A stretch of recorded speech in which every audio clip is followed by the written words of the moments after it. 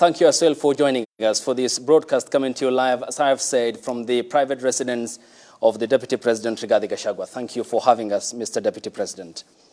Let's begin on our key thematic area number 1, which is on press freedom and the independence of the media in the country. Does the Kenya Kwanza administration understand and appreciate the role of the media in a democracy? Thank you very much. Let me also follow suit and introduce myself the way you have done. I'm Rigathi Gachagua, Deputy President of the Republic of Kenya. As an African elder, I cannot start speaking before welcoming you to my home. Welcome to my private residence. Thank you. I've lived here for the last 24 years. I'm sorry my wife is not here. She's out of the country. But I will try to make you feel comfortable within my ability. Okay, thank you. The Ruto administration believes in all freedoms as per our constitution, including the freedom of the press. The fact that 6 media stations are here is a clear testimony of my faith in the freedom of the press. That's why you're here. If we do not believe in freedom of the press, I will not grant this interview. The media plays a critical role in informing and educating the people of Kenya. The free media is a good thing for this country. In the 80s, we only had KBC and the Voice of Kenya then, and government would chaperone information the way it wants. But with a liberal media, it's good for the country. People have choice. You cannot cheat the people of Kenya anymore. If one station is biased, they just switch and go to the next one. Press freedom is important and a critical component of our democracy. And President Ruto and I are beneficiaries of a free media. And our democracy is strengthened when we strengthen press freedom. But as much as we have freedom of the press, it goes with responsibility. You have a responsibility as a media to be objective and to be accurate. And I request the media also to be fair. Just like you are free to criticize the government and to criticize anything under the sun, you too must allow people to criticize you. Affirm you where you do well, encourage you when you perform well, and point out where you are failing. When you are not objective, we'll tell you are not objective. And it's our right. We don't have to be right, by the way. It's our view. If I find a certain media station is not objective, I'll say so in broad daylight. If you find the Deputy President is out of order, you also say so. But let us not have rules for one group and not for another. You also must allow us, as leaders of this country, as Kenyans also, to hold you to account as you enjoy the media freedom that is enshrined in the Constitution. Your Excellency, Article 131 of the Constitution, Section 2, subsection E, says, "The President shall ensure the protection of human rights and fundamental freedoms and rule of law." Now, Article 34 of the Constitution is explicit on freedom of the media, which means it is guaranteed under the rights and fundamental freedoms. That is non-negotiable. Now, when you talk of that assurance, when you took oath of office on 13th of September, yes, protecting and upholding the Constitution is key among them. yes, You are under the presidency.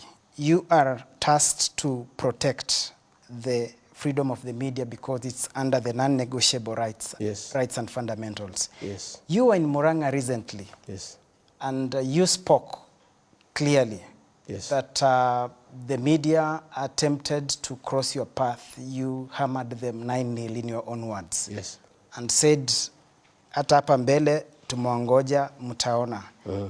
Less than 48 hours, Senate Majority Leader and Kericho Senator Aaron Cheriot took to his social media and singled out 2 sectors, the media and the banks, and he said a way has to be found to crush them.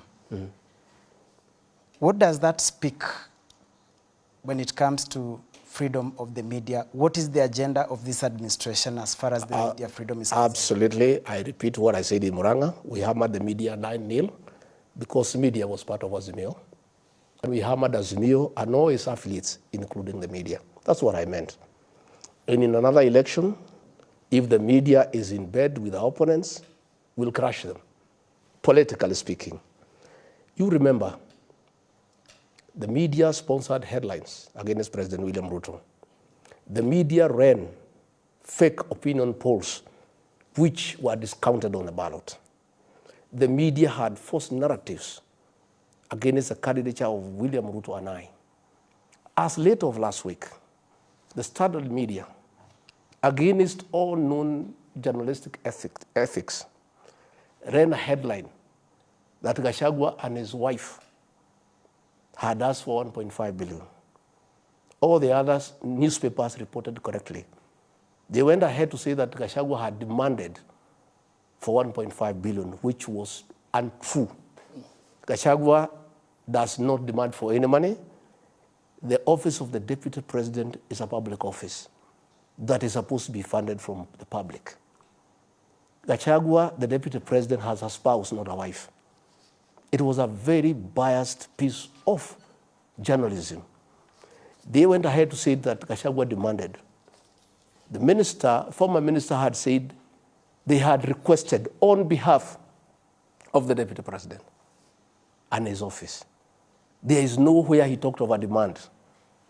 But the Standard newspaper, that has been very biased against our administration, went ahead to write lies to the people of Kenya.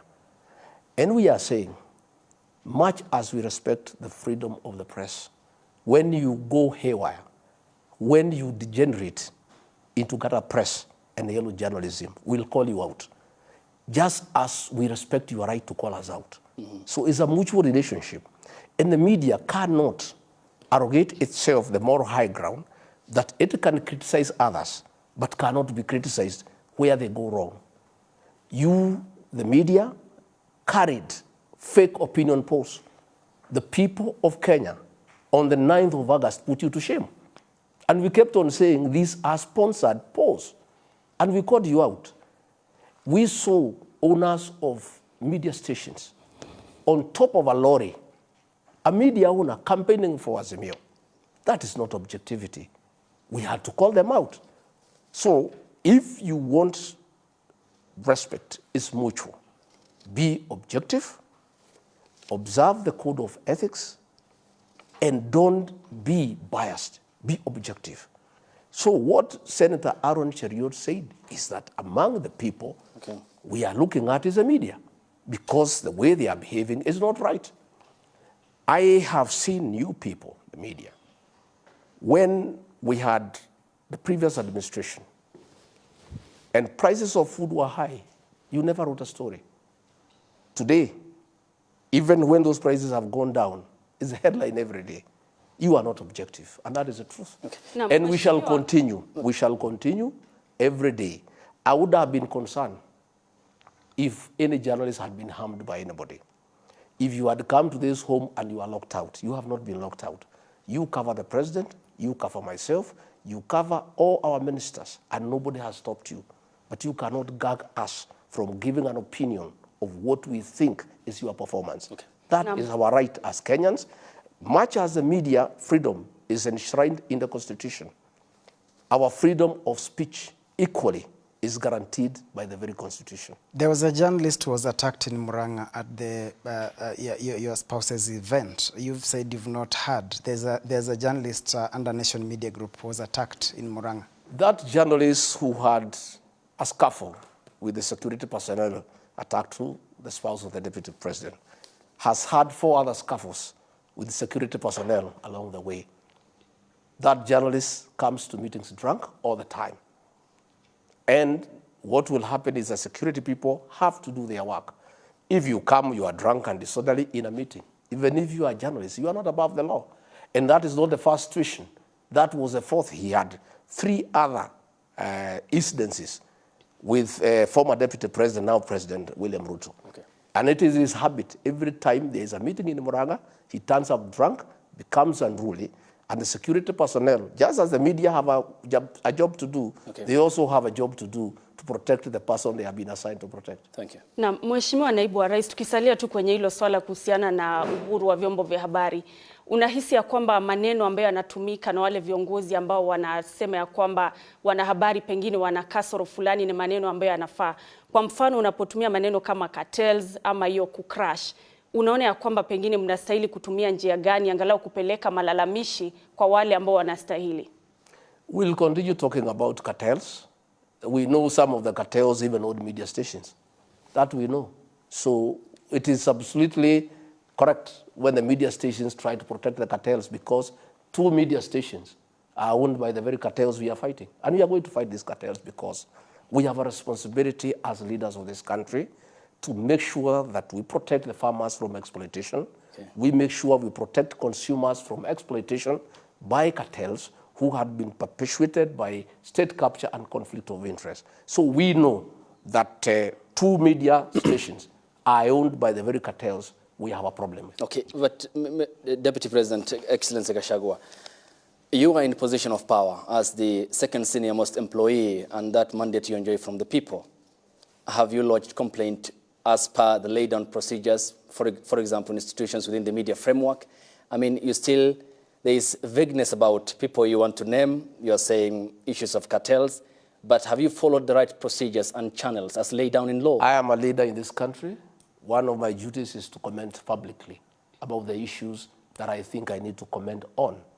I have no faith in that mechanism, because that mechanism that regulates the conduct of the media watched as the media went rogue, as the media became biased against William Ruto and I, and they never raised a finger. So asking us to go and complain to the Media Council is a waste of time, because when the media went against us, you know, bare knuckles, headline after headline, calling us thieves without evidence, calling us all sorts of names without evidence. We did not complain because it would have been a useless venture to complain. All we do ourselves are answerable to the people of Kenya, and our bosses are the people of Kenya. So what happens when we find something that we don't think is right? We tell the people of Kenya and we leave it at that. Thank you. Unfortunately, that is the rule of law. So are you saying you will disregard the rule of law? Because the rule of law says if there are issues, you follow the channel and raise with the media. Once we raise the issues to the public, we consider the matter as good as prosecuted. In fact, we have done well. That is why you are raising the issues, which means our concerns have started being addressed. You decide what to do. You may have a matter with somebody, and you may decide just to talk to that person and not pursue him in court. In matters media bias, we will raise it with the people of Kenya. When we find you have gone out of the way, we will raise it with the people of Kenya. And I want to call out the Standard newspaper. They owe the office of the Deputy President an apology. And I would like to explain. Rigathi Gachagua, as Deputy President, has not requested for any money to his office. What you must know, and I want to take some bit of time to explain to you, is that Ukuru Yatani, the former CS National Treasury, in conjunction with Kennedy Abogwa, the then Controller of State House, who was the accounting officer for both the office, for both State House and the office of the Deputy President, under the direction of President Uhuru Kenyatta, cut all funds to the office of the Deputy President. For 4 years, President William Ruto, then Deputy President, fueled GK cars from his own pocket. For 4 years, he bought tea for his office. For 4 years, he paid electricity bills for his office. For 4 years, he paid allowances to staff accompanying him across the country. And when he became the president-elect, these 2 officers who were attending meetings in his office were embarrassed. And they sought to undo the damage of what they had done to save their face. Previously, the previous year, the budget of the office of the Deputy President was 4 billion shillings. They went ahead and cut 1.5 billion shillings. That is what they were trying to reinstate. And the Deputy President, Rigathi Gachagua, had nothing to do with it. That is their work. So when the Standard newspaper was trying to assist the attorney to divert attention from the real issues.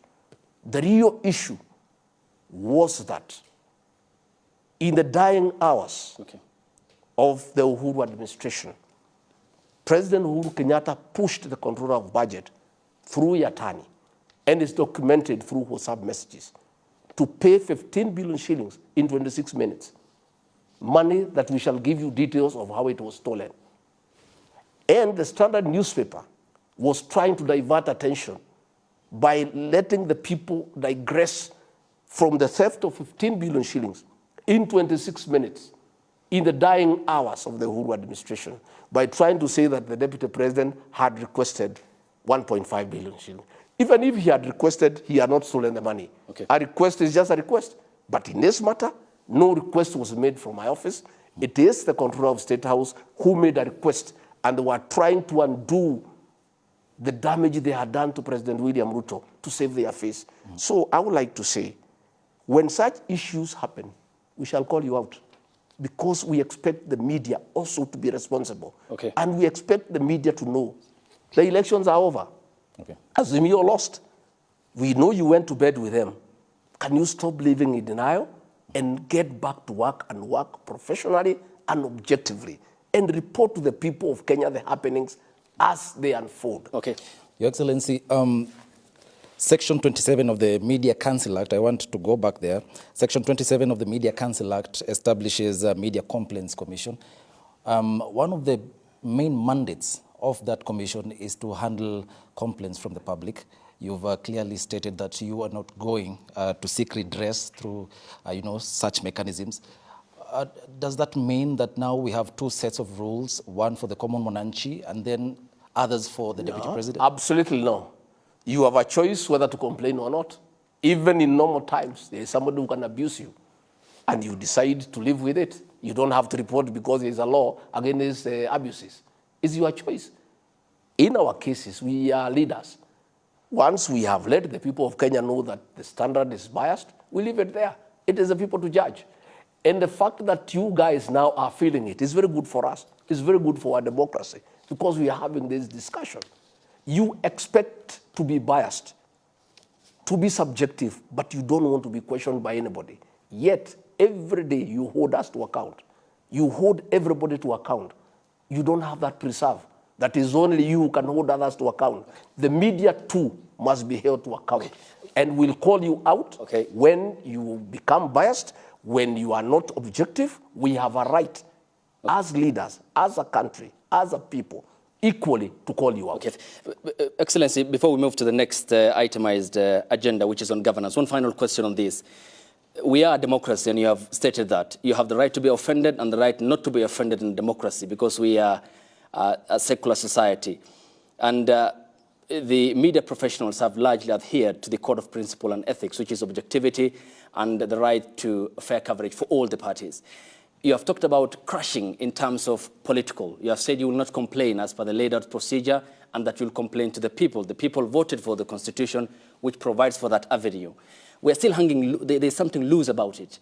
Are you assuring the Kenyan people that the freedom of media in Kenya is here to stay for this administration? The freedom of media is here to stay, but you are saying that you have done objective and fair coverage. That is a lie. During the last election, in Citizen News, they would give Raila Odinga 20 minutes and give President William Ruto 3 minutes. We complained, we stopped complaining because nothing was being done about it. Raila Odinga was being given free live coverage. 5 days before the election, on Saturday, I think the 6th, I approached Inoro Station. I said I want to buy live coverage. They charged me 4.6 million. I said I'll pay. On the last day, they said, no, we can't give you live coverage. Keep your money. Thank you. And I was paying for the space. Because Uhuru Kenyatta knew that if I had 2 hours on Inoro TV, 5 days before the election, I would talk to the Kikuyu nation. Thank you. The media has not been fair. It has not been balanced. Probably now that we are having this conversation, it is about time that the media consider that these airwaves that you enjoy belong to the public. Thank you. You have a responsibility to provide fair and objective coverage to all political players within the Kenyan political space. Thank you, Excellency. We now move to the next item, which is on governance and institutions underneath the Constitution, and Jesse Rogers will be taking us through that. Okay, Your Excellency, perhaps just to begin on matters governance, I'd like to touch on your declaration that government appointments are sort of a preserve of those who voted in favor of the Kenya Kwanza government. Just perhaps to put the words into context, quote unquote, this is what you mentioned: the government is a company that has shares, there are owners who have majority shares and those with just a few, while others do not have any. You invested in this government, you must reap. That's what you're quoted as saying, and as a matter of fact, we believe today you agitated for the same message at Tharaka Nithi County while you were with the president. And that begs the question, this is a symbol of national unity, the presidency. And in fact, is it your sincere thought that this is how governments should work? Thank you very much for asking that question. It's a very pertinent question. What I said in Kericho, and I believe in it, is that a government is like a company. I didn't say a government is a company. I said it's like a company. In every company, there are shares. Preferential shares, ordinary shares. When there is an AGM, non-shareholders do not attend the AGM. When there are dividends to be divided, they are divided according to the number of shares. That is the truth. What I said is that as a government, in terms of development, in terms of public resources, all Kenyans must be treated equally. And the president does not dish out development. Appropriation of funds for development is done by the National Assembly, and all parties are represented through the budget cycle. And therefore, the issue of discrimination, in far as resources are concerned, is non-existent. All Kenyans are taxpayers, and the government of President William Ruto and I will serve all Kenyans equally in matters development. In fact, last month, the president and I, an entire government, were in Luo Nyanza, where we were not voted in what I would call an acceptable manner. We got very few votes, and we are thankful for those few votes. We were in Siaya, unveiling development projects. We were in Homa Bay. We were doing 2,000 affordable housing. We were doing a PIA at Homa Bay. We were in Kisumu. Because even if those people did not vote for us, they are Kenyans and they pay taxes. But when it comes to forming government, no president anywhere in the world would invite people to his government who do not believe in him, who do not believe in his agenda, who cannot support him because they don't understand his agenda. And that is where the issue of shares came. That it is by the number of shares that you have with that administration that demonstrates your commensurate commitment to the success of that government. And I gave an example. I said if you are a farmer and you are planting, you plant, you wind, you apply fertilizer, you irrigate. When the time comes to harvest, you go to the shamba and harvest. But a fellow who was standing by the fence, shouting at you and saying, you farmer, you are foolish. That maize you are planting will get nowhere. That seed is rotten. This farming cannot succeed in this area. Farming is not a good thing as we are livestock herders. How then can you invite that person to come and assist you to harvest? He doesn't believe in you. What I said in parables, and I like using figurative language because I'm a student of literature, and it's one of the most effective ways of communicating to the people, especially the people down there at the bottom of the pyramid. And that's my gift. I talk to the people directly. What I was saying, the people who are opposed to President William Ruto, saying that he is a thief, he is incapable of running this country, he has no agenda, the bottom-up economic transformative agenda is useless. There is no way we can allow him to invite those people to his cabinet, to be his principal secretaries, to be ambassadors. They do not believe in him. They do not believe in his agenda. How then can they come and demand to be included in that government? That's what I was saying. Okay. When I go to State House, and I said, I fight them there. Every day. That's what I said. I fight them there. People who are shouting at President William Ruto, saying he is useless, he is a thief, he will ruin this country. And they are there lining up that they want to be given positions. I say, no, let us first give positions to those who believe in President William Ruto, to those who believe in the bottom-up economic transformative agenda. Those are the people who will help him. And let me tell you, before you tell me, that is a mistake President Uhuru Kenyatta made. He went and brought people through the handshake who did not believe in the Big Four agenda, who did not believe in the Jubilee agenda, people who had been opposed to his leadership, people who had been opposed to his economic programs. He brought them into his government. What happened? Everything came to a standstill. The economy got destroyed. By the time he left, the country was finished. We cannot make that mistake.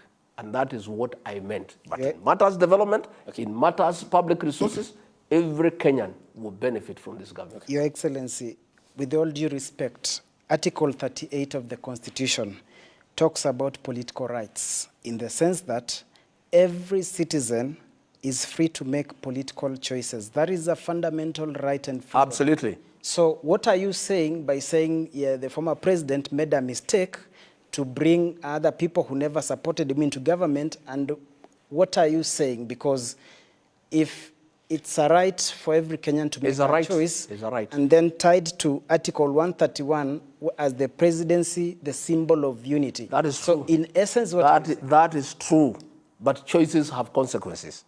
That is true. It's a political right to choose whoever you want, but choices have consequences. Okay. There is no way you can say you don't believe in William Ruto. You don't believe in his programs. You don't believe in his what he stands for, and then you want to be a member of his cabinet. How can you help him to transform the country? How can you help him govern? What I'm saying is, even in those areas where we are not voted for, we have people in the cabinet who believe in us. It does not mean because that area did not vote for us, everybody in that area does not believe in us. Eliud Awalo from Siaya believed in William Ruto and the bottom-up economic transformation agenda. And that is why today he is cabinet secretary for ICT.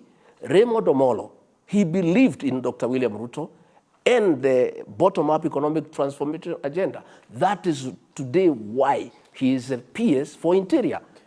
Mr. Kobundo is a CS for Trade.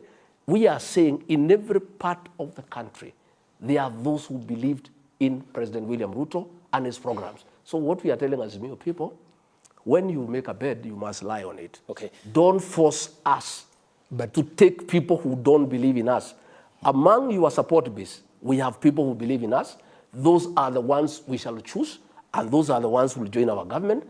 And in every part of this country, every community is represented. The issue we have with Azimio, they want us to bring us Azimio people in our government. But Deputy President... Because they sabotage our government the way they sabotage the Uhuru Kenyatta. We cannot agree. Deputy President, in all fairness, you know, you can say whatever you've said, but the Azimio people are not here to say they're not lining at State House for government You will jobs. call them to ask them. But in all fairness, I'm saying, can you maybe say a few names, one or two, who are these people? I don't have to say because, let me tell you, these people, one, they say they don't recognize President William Ruto and they don't recognize his government. Then the following day they are saying this government is discriminating against us. How?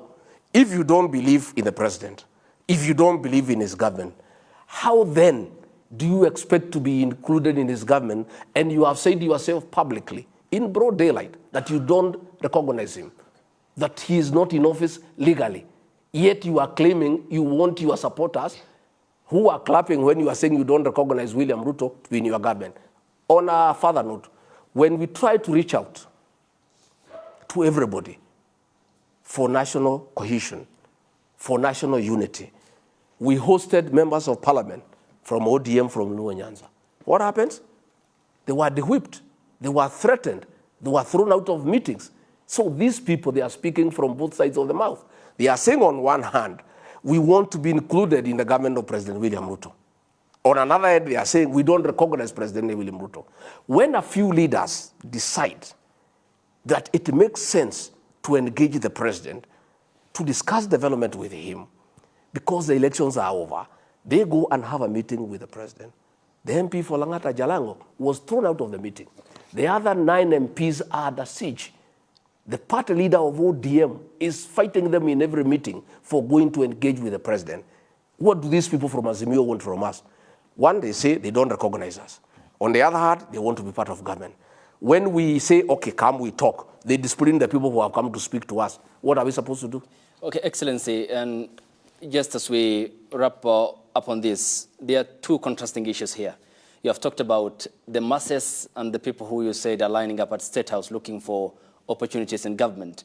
I mean, the Constitution only recognizes Kenyans as one. There are no primary or secondary Kenyans. 2, during your oath of office on the 13th of September, you said that you will administer this country as the deputy president without fear, favor, or ill will. There is the aspect of qualification, competence, hard work, and meritocracy.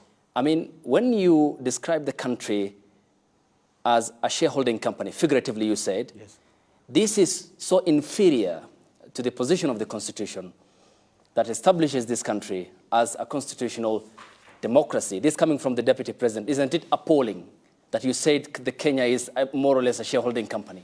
There's nothing appalling. It depends on the way you look at it. The people I was speaking to are more than happy. I spoke today in Tharaka. It was thunderous reception. They associate with those comments. That is the political reality of this country. Move away from theory. Governments all over the world come with their own people when they form government. And they don't go to look outside there. They look from among people they know. People who believe in what they stand for. As deputy president, I took an oath of office to serve the whole country. That is why I spent 3 days in Luo Nyanza. I was in Siaya. I was in Homa Bay. I was in Kisumu. But that does not mean for me to look national. I get somebody who was abusing President William Ruto, saying that he is not capable, that he has no idea how to run the country, and bring him into his government so that he comes and sabotage the government from within. I am saying, once bitten, twice shy. President Uhuru Kenyatta made that mistake. He brought characters into his government who did not believe in him, who did not believe in his agenda, and in the process, they messed the whole 4 big agenda. They messed the whole Jubilee transformative agenda because they did not believe in it. William Ruto will not make that mistake.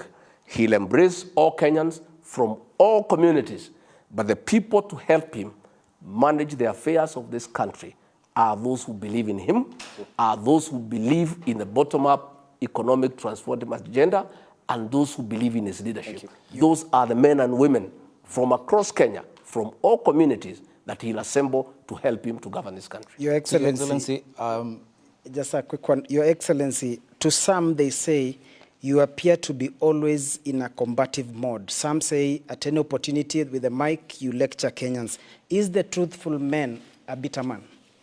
Kenyans, just like I said, have a right to say what they want. This is democracy. Kenyans have every right to describe character. I am a person, and you should have known me by now. I speak from my heart. I say what is in my heart. I'm a truthful man. I'm an honest man. Kenyans are not used to honesty. And many people have a problem with that. And I want to tell you, let me tell you, my brother, you people of the media, demeaned me. You called me names. You drew caricatures against me. You said I'm uncatchered, I'm uncouth, I am a villager, I am all that. But on the 9th of August, the people of Kenya, 7.2 million Kenyans disagreed with you and say this man called Rigathi Gachagua, we like his style of leadership, he's a truthful, he's an honest man, we can entrust him with leadership.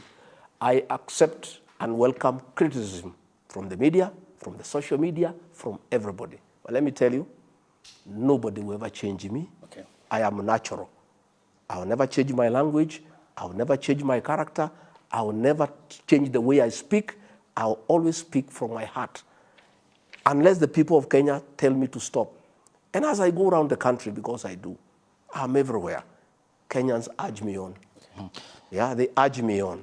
So, but I welcome criticism from the media, social media, from columnists. They are all welcome to criticize me. And myself, I know who are my employers. I know who matters in the whole of this equation. I know my preferences. I know who matters. That person who matters to me and my leadership is the one I normally talk to, not the media. You only quote me, by the way. I normally don't address you. I address the people. I talk to Kenyans, and I have a chemistry with the Kenyan people. And I'm persuaded I'm on the right track, and I'm not going to change. I will remain a natural person. Your Excellency, you've talked about cohesion and reaching out to members, or rather leaders from the opposition side. You've said that you invited some ODM MPs in Parliament, and later on they were de-whipped. What criteria did you use? Did you just cherry pick, or you issued the invites to everyone, including the party leader, ODM leader Raila Odinga? We talk to those who want to talk to us. People reach out. We have talked to Jubilee. They reached us out. We said, welcome. Those LDA members of Parliament reached out to us. We said, welcome.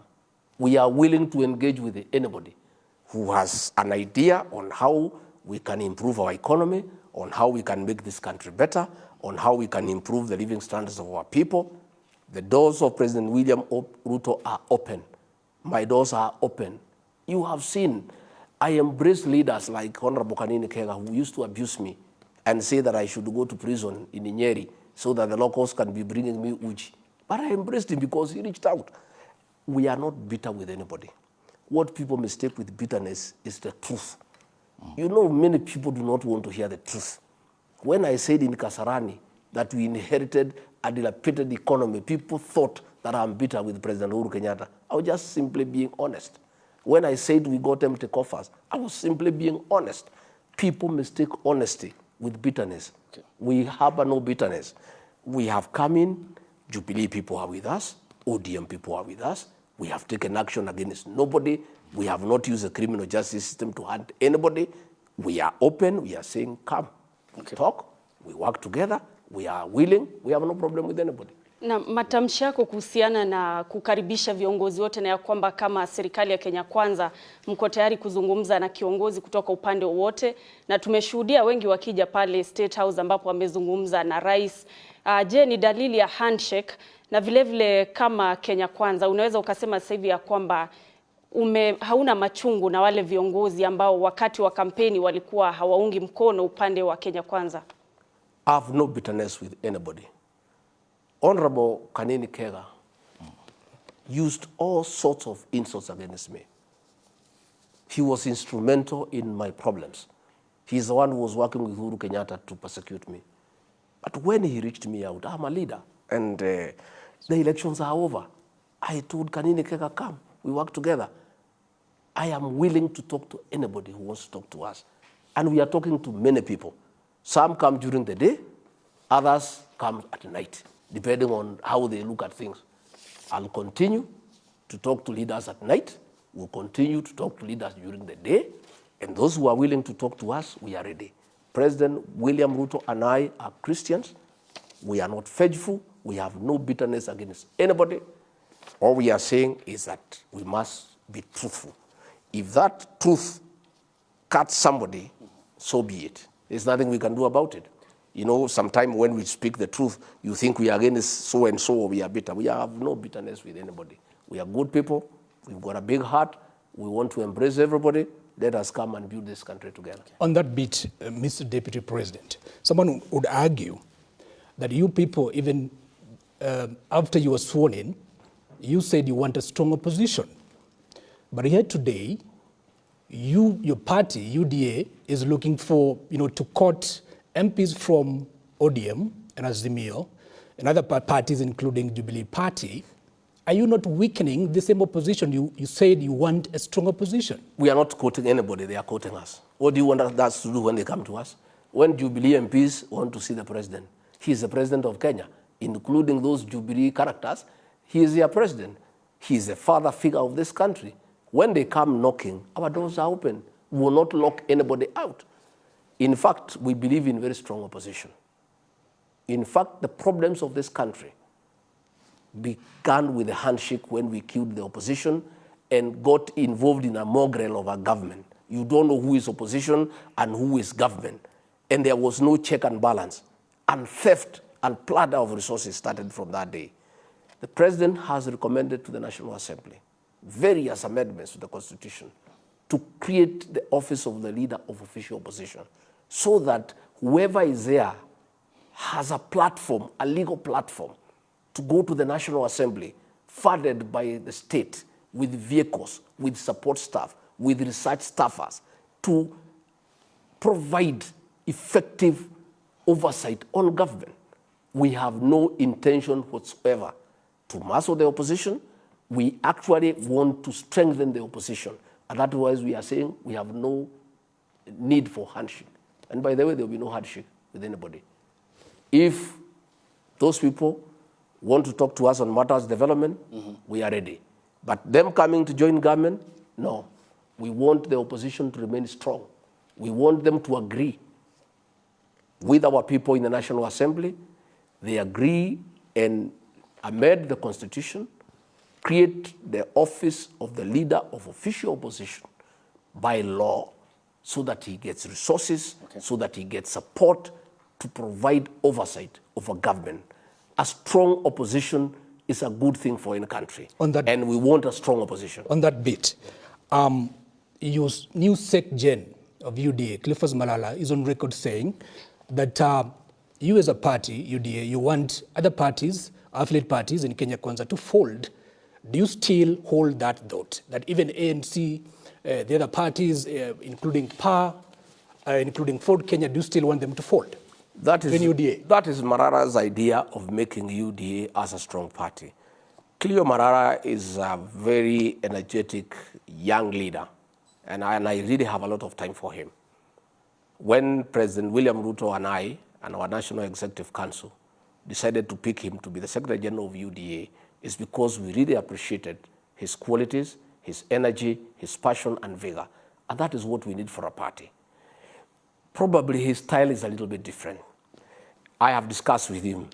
We don't want to coerce anybody to fold up. That is not necessary. He can make an invitation for people to fold up and join UDA. They don't have to. And we are happy the way we are in Kenya Kwanza. We are happy with the existing framework. But if along the way, the constituent parties consider it desirable to fold up and join UDA, so be it. If they want to remain independent within the Kenya Kwanza framework, so be it. Okay. So it was just Malala's way of bringing energy into the party. And the president and I have told him to proceed, to market the party, to make it very vigorous, to make it very, very active. But we don't want to coerce anybody. Anybody, if ANC want to come and fold up, fair enough. If they don't want, fair enough. We just proceed. Okay, Excellency. Before we proceed to the next topic, which is of concern to the Kenyan people, the cost of living and the economy, which Eric will be starting us off. One final question on governance.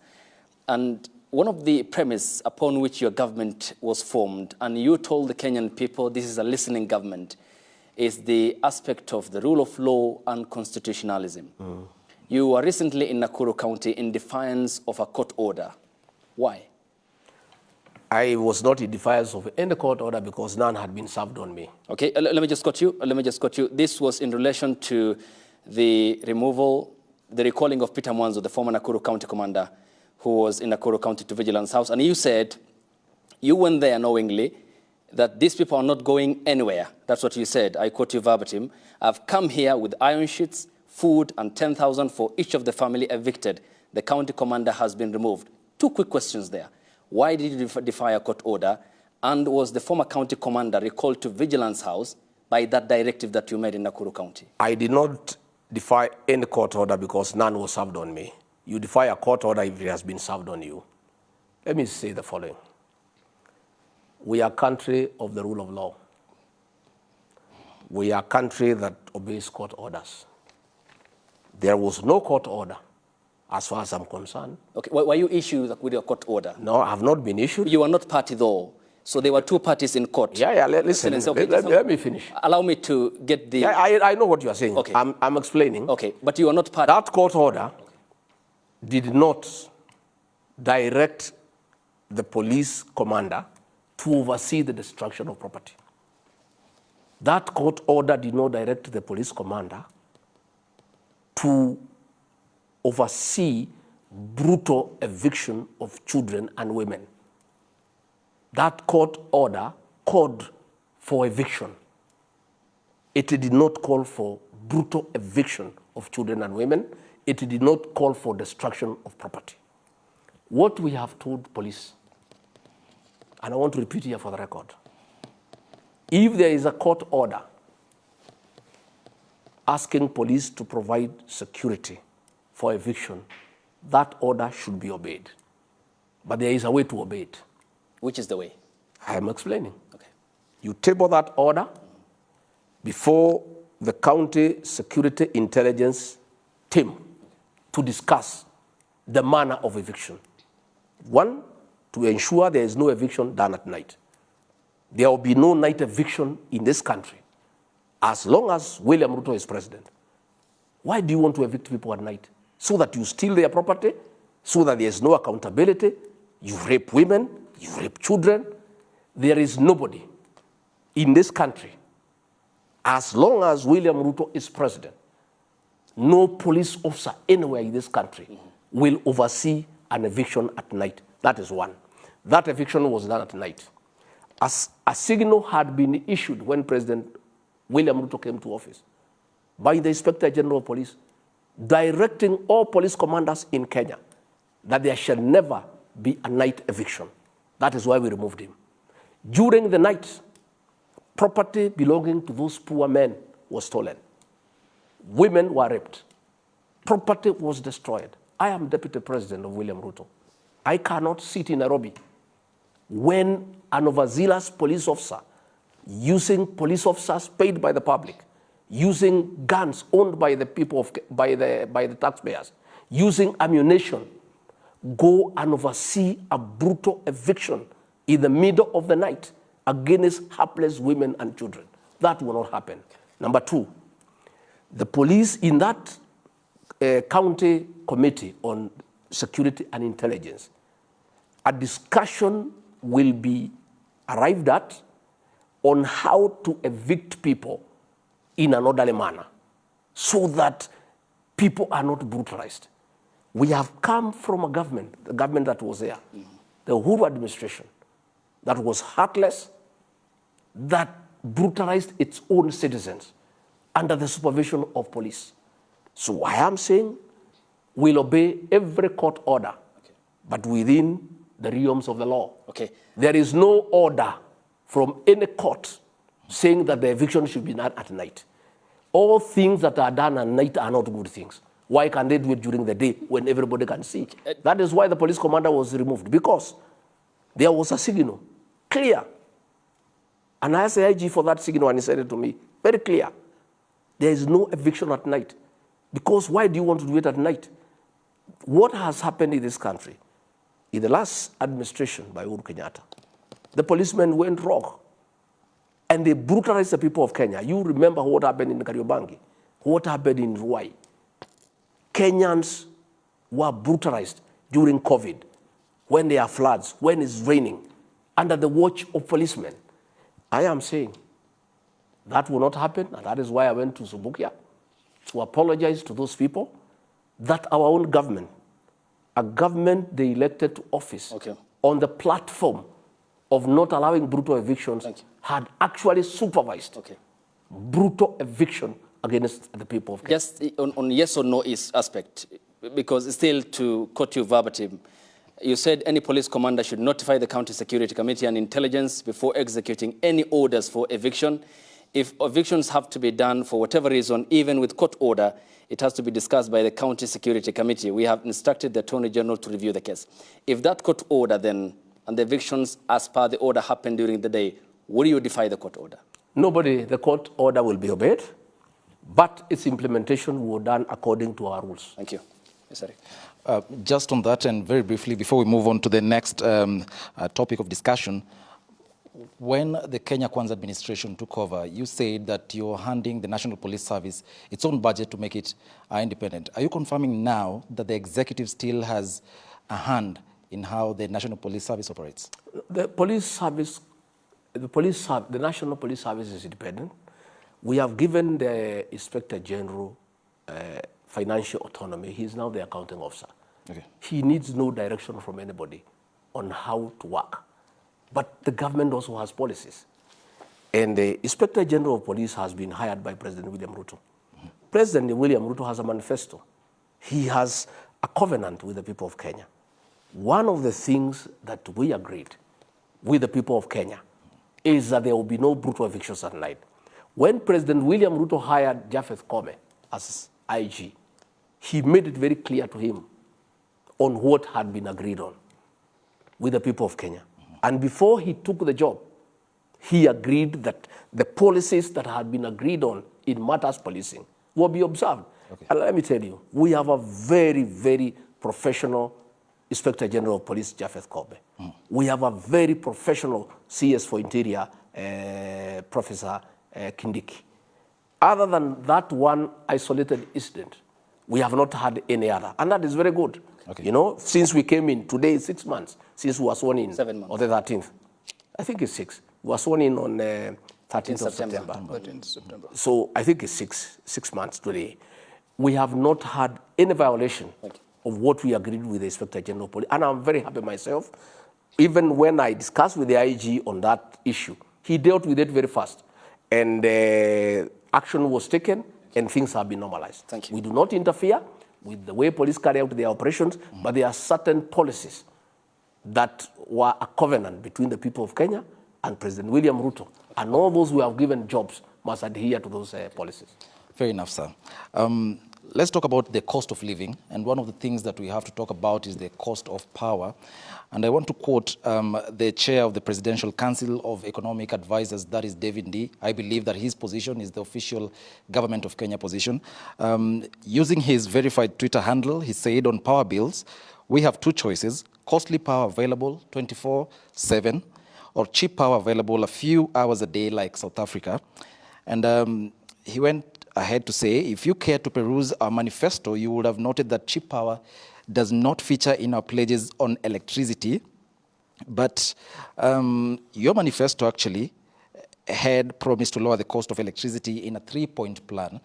Referencing that tweet by David D., I have two questions. When should Kenyans expect the cost of electricity to be lowered? And two, is the government planning to introduce power rationing? First and foremost, David D.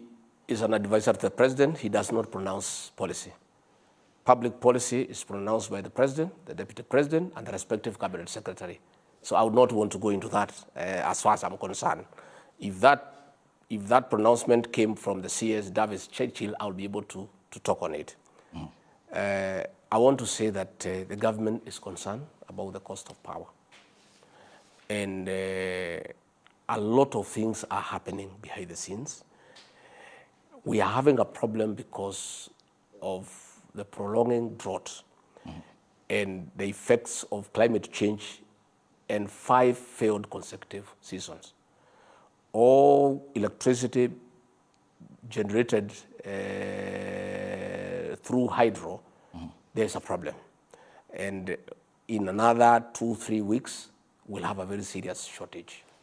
So the idea has been to expand to geothermal, solar energy, and wind energy, progressively in terms of long-term solutions. Because like the independent power producers are very expensive because they use diesel, and diesel is very expensive. Even in your own home, you have a standby generator, you know how expensive it is. So the government is well sized that the issue of cost of power is affecting the economy badly because it brings up the cost of manufacturing, and that cost of manufacturing due to cost of power is passed to the consumer.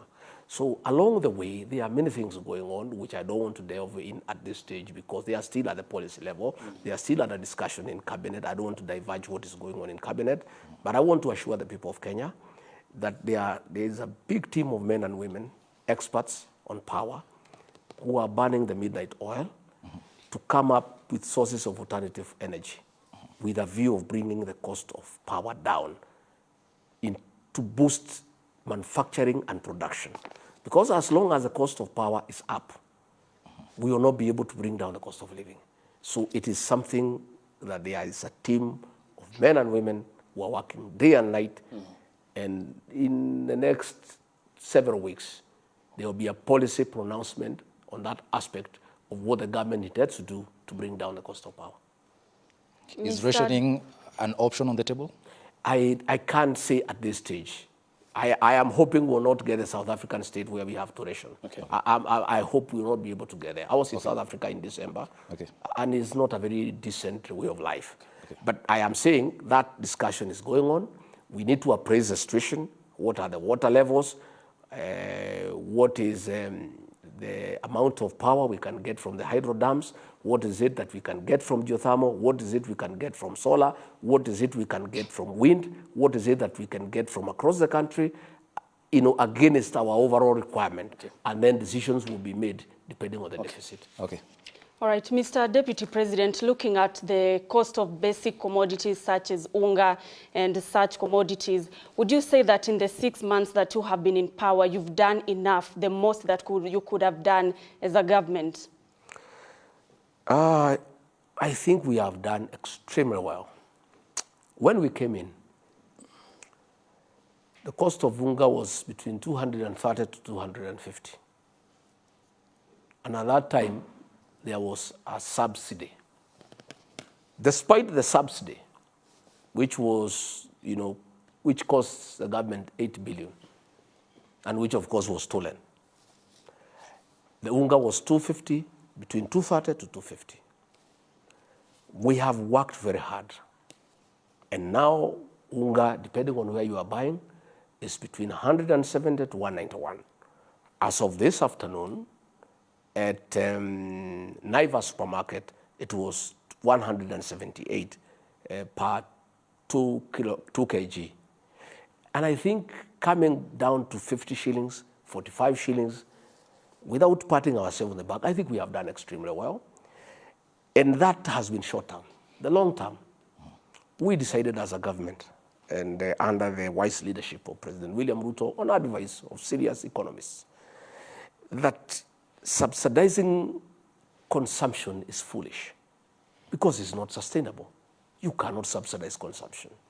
And the president was well advised, and after analyzing all the advice from all sorts of experts and economists and putting his own thinking into it, decided that the way to go is to subsidize production. And that is why, immediately after coming into office, we set money aside to subsidize the cost of fertilizer. Fertilizer that was going a 50 kg bag at 7,000 is now 3,500. The net effect of that is that the farmers will get a better yield at a lower cost of production. And that benefit will be passed to the consumer. So looking at the way things are going, all factors being constant, God being merciful and giving us good rain, we have prepared the farmers well. In the bread basket, 16 counties, our bread basket, we have sufficient fertilizer. I went to Mombasa personally to oversee the distribution of that fertilizer. I was in Kericho to ensure that it has reached. I saw with my own 2 eyes. All farmers have fertilizer and are ready for the long-range planting. All factors being constant, with God's mercy, we are going to have a bumper harvest with high yield and at a lower cost of production. That should be able to set the cost of unga down 150, 140, all the way to 120. And we believe that if eventually we can stabilize the cost of unga at 120, 110, 115, we think that is fairly comfortable for the people of Kenya. So I think we have done well. So when I see these Mandamano characters making noise at us, the question I'm asking is one. They are telling us that they are going for Mandamano for us to bring down the cost of unga. When unga was at 230, they never called for Mandamano. They were right inside the government. The President Uhuru Kenyatta said his advisor is Raila Odinga. He's on record. Raila Odinga never called Mandamano when unga was at 230. Why is he calling for Mandamano when unga is at 178? It's double speak. Number two, he had an opportunity then, as the advisor of President Uhuru Kenyatta, without having to go to Mandamano.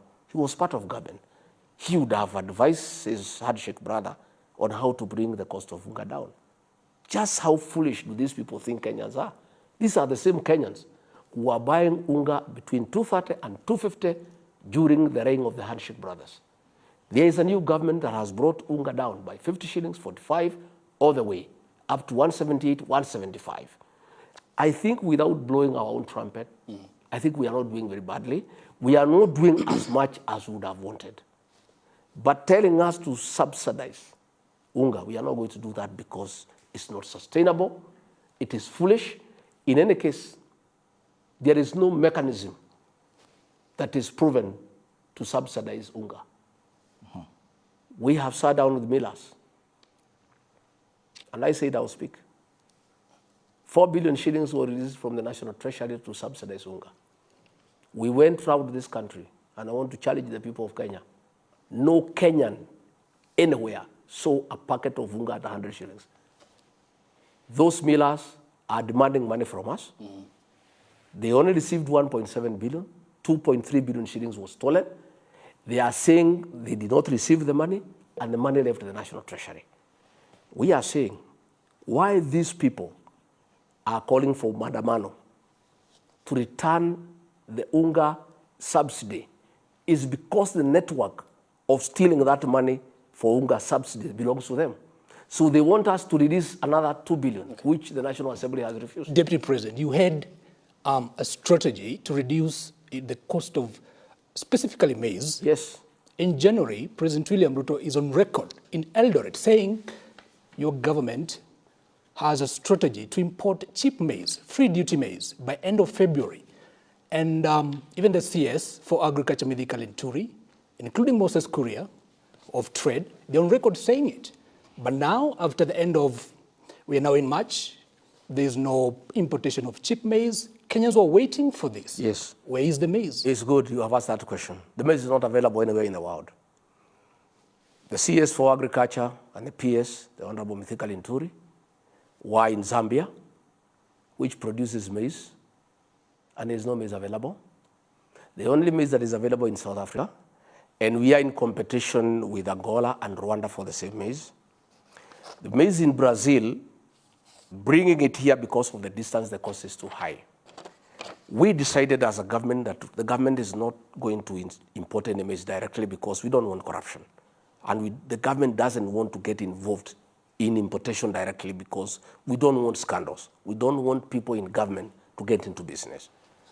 We advertise for millers and other people to apply to be given permit to import duty-free maize so that we can bring down the cost of maize flour.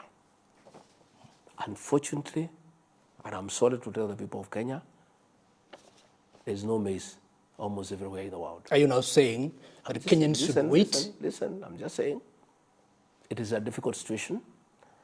It is 2 months ago, almost 3, when we gave people to import maize. And most of those people we gave maize, they are telling us wherever they have gone, they are competing with governments for the same maize. There is a problem of maize availability everywhere in the world. And that is why the president sent Mithika Linturi to discuss on a government-to-government program between the government of Zambia and the government of Kenya. And they have said the earliest they can give us maize is September. So what we are saying is that we are asking, last week, the cabinet approved the importation of another 500,000 metric tons of maize, this time not to freelance importers, but to the millers themselves. And we have sat down with the millers. And they have said that they have established good contacts. And they can pool resources together. Because of economies of scale, they can be able to compete with governments. Because what is happening is that other governments across the world are competing for the same maize. I don't want to portray a very dark future, but I want to say that it is not easy. And I speak honestly because sometimes I think Kenyans deserve the truth. Okay. Because when you prepare them for the truth, it's normally a good thing. Right. Everything is being done, and I was in Eldoret. There are 2 ships in the high seas with maize. And I told the people of Eldoret and Kitale, the farmers there have been holding maize and expecting higher prices. And the prices are already very good at 6,000 per 90 kg bag.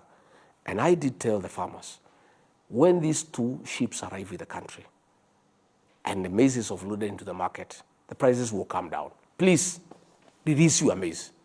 If the farmers in our breadbasket counties, the 16 of them, agree to release the maize that they have, if they can be patriotic Kenyans, to understand that people of Kenya need food, and the maize they are holding is making the prices go up, if they can agree as early as tomorrow to release the maize that they are holding into the market, the prices of unga will come down even to 140. So I want to use this platform to make an appeal to all maize farmers across the country to be patriotic, to think of their brothers and sisters who are suffering, to consider at the current prices, which are very good, by any standard for the farmer and bad for the consumer, for the benefit of the consumer and the Kenyan people, to consider to release into the market all the stocks of maize that they are holding. Okay, Mr. Deputy President, thank you. And again, we have also agreed. Okay. The animal feeds millers are competing with human beings for maize for the animals. So what we have done again, the cabinet has approved the importation of yellow maize for livestock, for animal feed millers, so that they stop competing for the white maize, and that will lessen the strain on us. So we are saying the yellow maize that has been approved by government to be imported duty-free for animal feeds, I want to ask the miller, I met them personally, to take advantage of that window, import as much as they can, and produce feeds for the animals. Again, yellow maize, for those who wish, the government does not want to recommend it to anybody to eat yellow maize. But yellow maize is good. Okay. If you go to the supermarket, there is yellow maize, and the price is higher than white maize. It's very nutritious. For those Kenyans who may want to consider to consume yellow maize, we are importing, both for human beings and for animals. When you say that there's no maize anywhere, and I remember the president in his Jamhuri speech, he said maize that was expected in January, an assortment of foodstuffs. That was the wording he used. Then the 2 CSs came and informed the nation that maize will come. And you've said you are speaking the truth. You've gone around the world, there's no maize anywhere. Did the government mislead Kenya? Maize is available, but the prices are higher than what we have here, okay? The maize that is cheaper that we can bring in is what is having a problem. You can bring maize as far from Brazil, from America, it's fine. But because of the cost of transportation, when you add the price of maize in America, in Brazil, in Argentina, when you add the cost of transportation, you find that the price will be higher than what we have here, which then defeats the purpose of the importation. So the idea is that we get the millers to join, as they have agreed. There is a lot of maize in South Africa. They pull so that they are able to buy in bulk. Because what is happening in South Africa, they want to sell in bulk. Okay.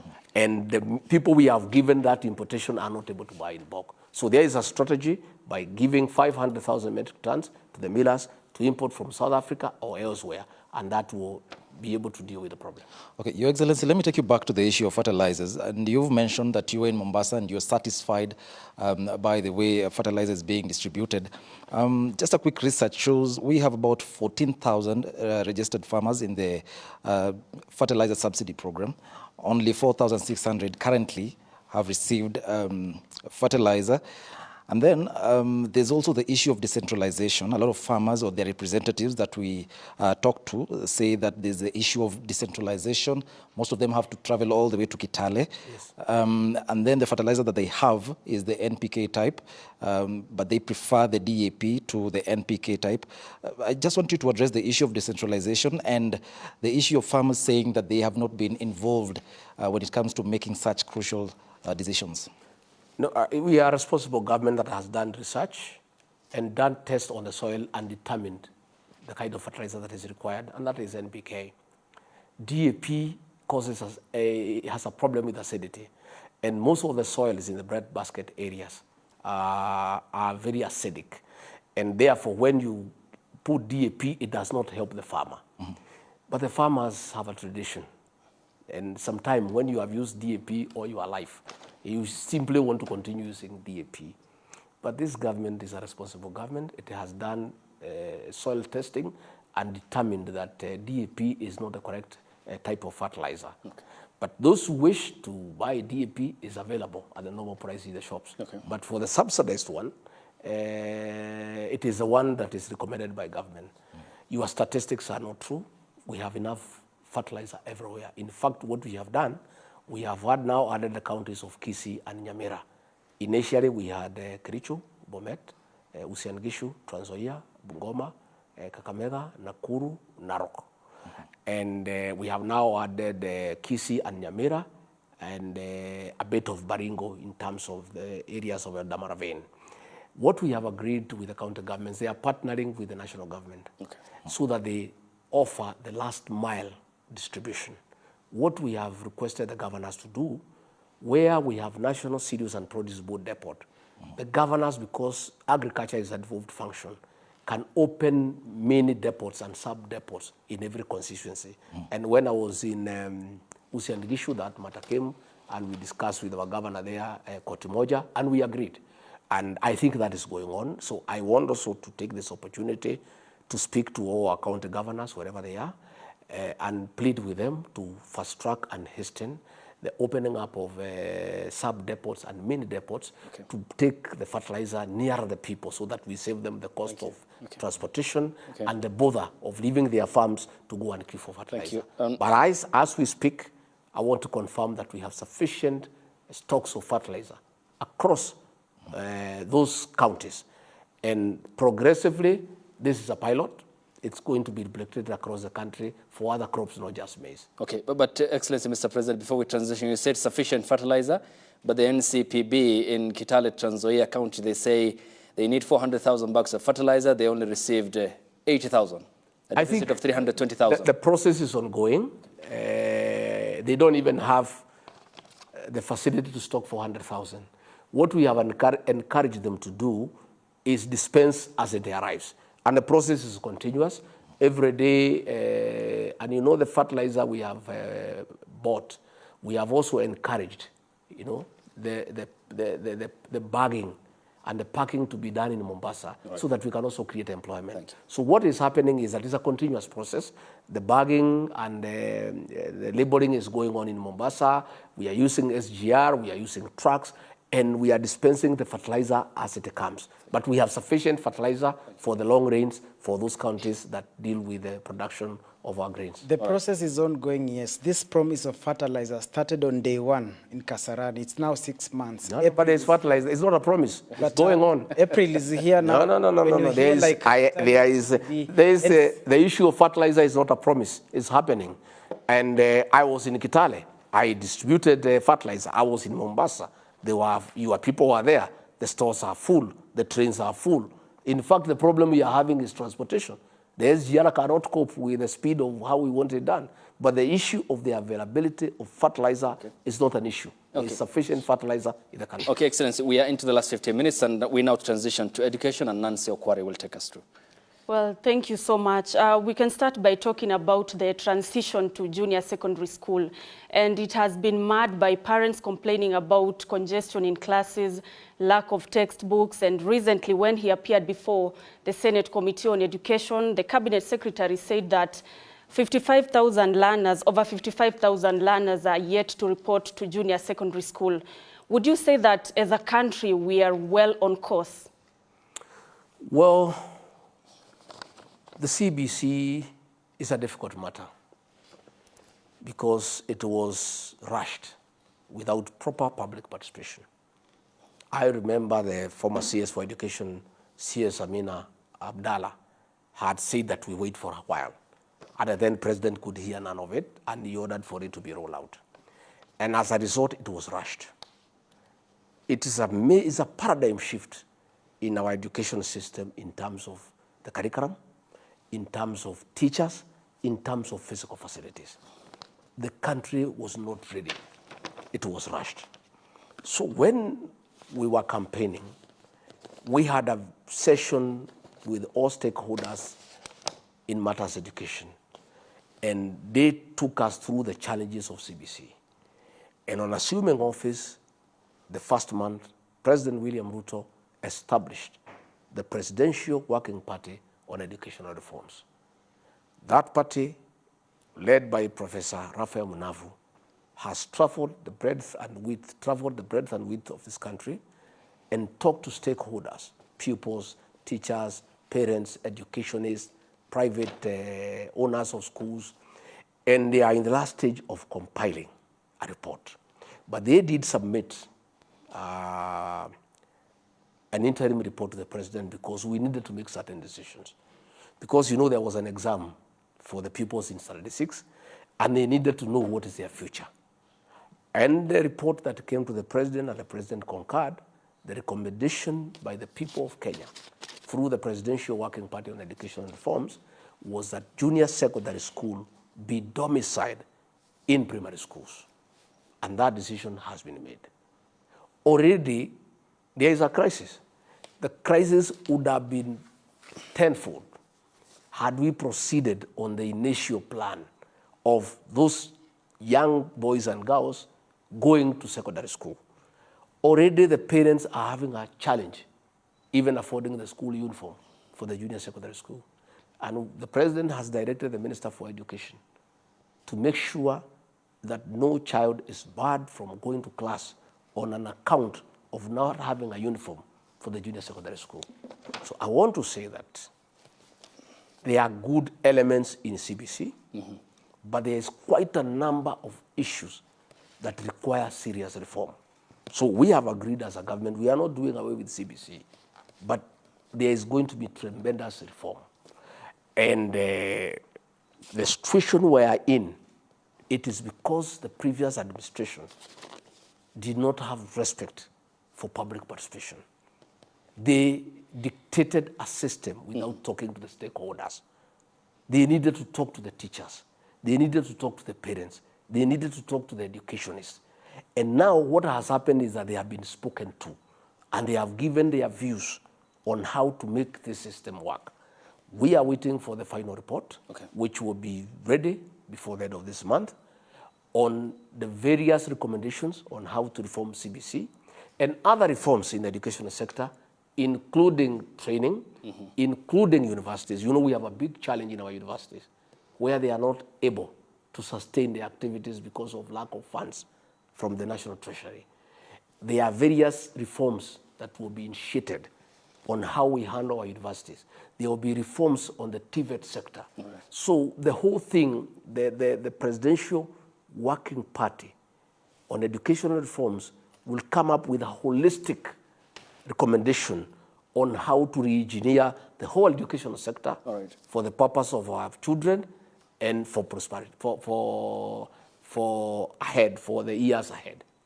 Okay. And Excellency Deputy President, when we talk about CBC, there is the pivotal question of teachers, and we are talking about 116,000 deficit at the moment in the country. Yes. There is the position of the chief administrative position secretaries in the country. Let's go hypothetical by the number that the former president appointed, 29. You will require 2 billion to maintain all the CASs who will be appointed, though this is not envisioned in the constitution. Why then not refocus this priority? Because this money can employ 5,714 teachers and also employ the 4,000 unemployed doctors in the country. I mean, talking about in the midst of austerity. Why do you need the CAS position, for example? Well, to start with, in matters teachers, there is a very big gap, the way you have said. In 6 months, the Ruto administration has done something that has never been done in the history of this country. We have employed 35,000 teachers so that we can start bridging the gap. Next year, we'll do another 35,000. We had initially wanted to do it in 2 years, 116,000. It was in our plan. But on reaching here where we are and looking at the economy and the performance of the economy, we found that we cannot fill the gap in 2 years. It needs to be spread across 5 years. But we have started somewhere. We have now rolled out the employment of 35,000 teachers, and that will really be a big relief to our schools. On the issue of saying that if we don't appoint the CSs, then it can go to the teachers. The same argument would, why don't you do away with the deputy president so that we can employ the teachers? I don't think that argument will hold. The president, in his wisdom and governance structure, from time to time will determine the levels of support that he requires to govern. We have found a country that is in a hole. We are trying to get out of that hole. We have found, like now, the Minister of Agriculture is always out of the country for a good reason, looking for maize. He was in Morocco looking for fertilizer. He was in Zambia looking for this. He was in that. He's hardly in the country. And he's not out there having leisure. He's working. He needs to leave somebody here to handle other matters that are supposed to be handled by the minister. Because the PS is there. Okay. He is the accounting officer of the ministry. But at the policy level, there's a gap. I was looking for CS Linturi last week. I was going to the agricultural show in Eldoret. And he was not here. He was in some country where the president had sent him. If there was a CAS, that is a person I would have gone to the Eldoret show so that he can make whatever policy pronouncements that he needs to make as a minister there. But I had to recall Inturi from wherever he was. He stopped what he was doing to come back so that we go for the show. Because what happens when you go to meet farmers, when you go to meet exhibitors, there are certain issues that will be raised that needs the minister to be there to make an answer. So, from where I sit, listening to the president, assisting him in the management of the affairs of this country, chairing the cabinet committees, there's a gap.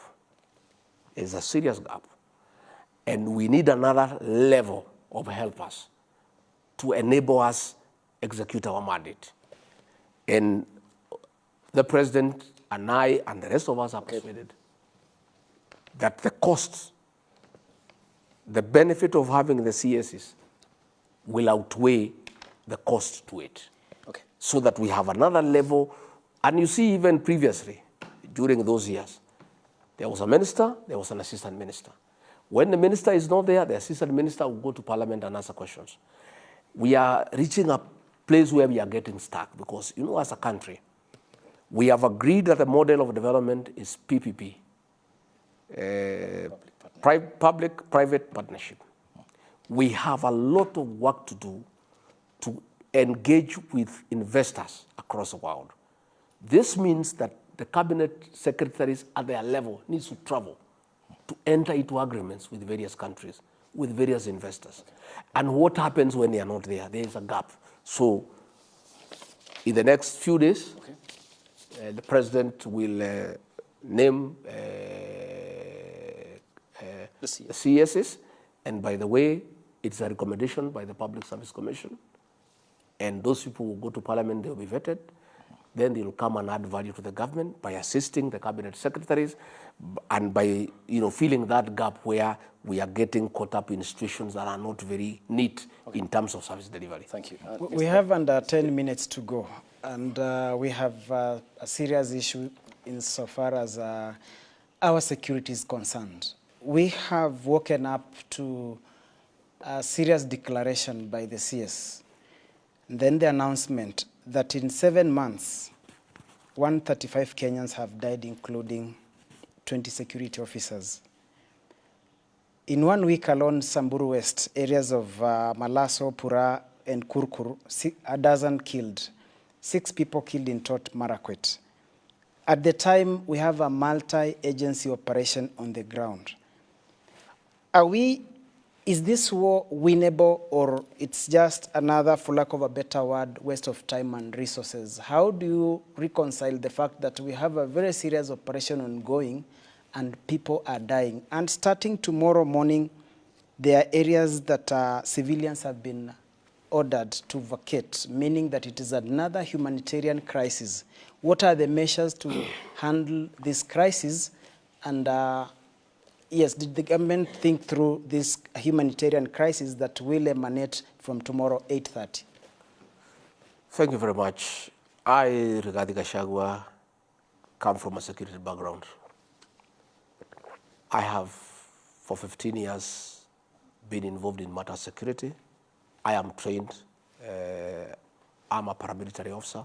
I'm trained in weapon handling, in basic combat skills. I understand this topic. President William Ruto has made a decision, and I support him 100%, that this cattle rustling and banditry menace and the nonsense around it must come to an end. It's a difficult decision. It has to be done. There is a lot of impunity in the North Rift and other areas that are prone to security challenges. What has happened is that previously, any time an operation is ordered, previous leaders have taken political considerations and stopped the operations. When leaders make noise because of the elections, they stop the operations. So the raiders, the bandits, have been embodied by impunity because they know an operation will be ordered, noise will be made, and it will be stopped. In fact, sometimes they have been sneaking to a neighboring country for a few months, and then they come back. I want to tell the people of Kenya, this operation will go on for 1 month, 6 months, 1 year, 2 years, 3 years, 5 years, whatever it takes until sanity is restored in the North Rift. What has happened is that when we ordered this operation, and the president asked the military to come in to support the IG, and I really want to thank and commend Professor Kithure Kindiki for his leadership in this matter. He's a cool guy. Many people had demeaned him because of his size and height, and he doesn't shout too much and doesn't have too much bravado. But he has planned well. I have listened to him. We have listened to the commanders. They have got a good plan. What has happened is that these bandits in Suguta Valley and other gorges are using women and children as a human shield so that they can stop the security officers from carrying out their work. An order has been given, all those areas where the bandits are, for people to leave, the women and the children, and they have been given a deadline. Those who don't leave, I'm sorry. I'm sorry. They have to leave. These bandits cannot hold the government at ransom anymore. Thank you. We are tired. This matter must be sorted out once and for all, and we are not going to allow criminals and bandits to use women and children as human shield. An ultimatum has been given. We are going to send people with planes and megaphones and ask the women and the children to leave and leave us to face with the bandits. We are willing to have an engagement with them one-to-one. Thank you. If the bandits want to leave too, they can leave. Okay. But we are asking the bandits to ask their women and children to leave those areas. Thank you. And then we can have one-to-one engagement. But this government is a government that will sort out that nonsense once and for all. Thank you, Your Excellency. At the best interest of time, we have to leave it there. Many thanks for your hospitality, and we thank you for heeding our invitation to talk to the Kenyan people on vast array of issues. Of course, because of their extensive nature, they can't be done within the time frame allocated always on television, but we appreciate your company and your availability, and we look forward to many more engagements. Asante sana. Thank you very much, ladies and gentlemen. And this is not right. You are not gender sensitive. Next time you have an interview with me, if you are not gender sensitive, I will not allow you in, even if you accuse me of not respecting press freedom. I think you guys have been criticizing us Thank you. for the two-third gender rule. Asante. And here you are practicing discrimination. It's a- But I want to thank you for the interview. Okay. And we respect press freedom. Yes. And we ask you to be objective. Well, that is be fair. the surety that Kenyans are waiting for. Asante sana. Thank you so much. To Nanso Kware, my colleague from the Kenya Broadcasting Corporation, Jesse Rogers from KTN News and Standard Group Limited by extension, Duncan Khaimba from Nation Media Group, NTV, that is Giverson Minor from K24 and MediaMax, and Eric Munene from TV47 and Radio 47 as well, set for launch tomorrow. And thank you to Your Excellency for your time and company. Thank you to you too, the Kenyan people, for watching. We aspire to be objective, professional, as we are your avenues for getting information from Kenya and across the world. And we aspire and pledge to hold those in power to account, since all power and sovereignty belongs to you, the Kenyan people. Thank you for watching, and have a good evening.